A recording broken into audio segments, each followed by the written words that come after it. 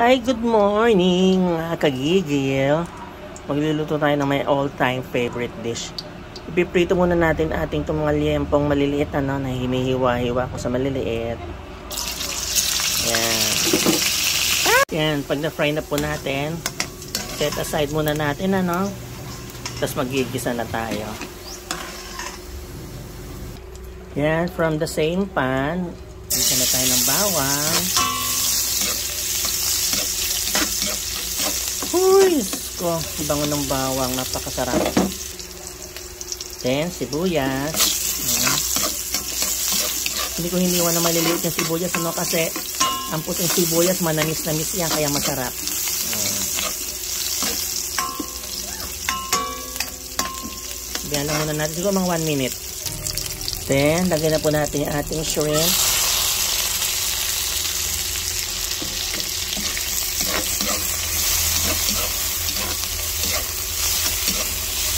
Bango.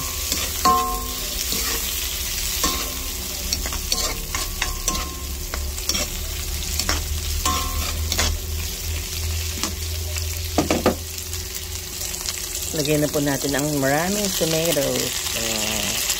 Again, lulutuin po natin na maigi ang ating kamatis, Ayan, luto ng kamatis. Tinanggal ko mapala yung ng hipon kasi baka masunog. Ayan. Tapos, maglagay na tayo ng pinakuloan tubig natin, Tapos lalagyan na natin mga gulay, Then, add the gulay. Ganda. Simmer natin yan, siguro po mga 5 to 10 minutes. Add tayo ng magic sarap. Sprinkle.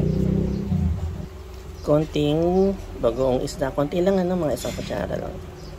Yan. Lagyan na po natin yung ating pork and shrimp. Ang dali na lang po ito, luto na, Kailangan hindi masyadong luto ang vegetables para masustansya. Okay.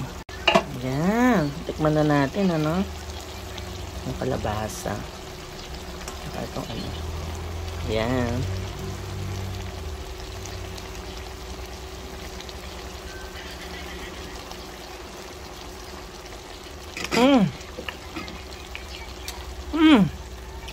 Gusto ko, sarap. Sarap. Wala tayo mga kagigil.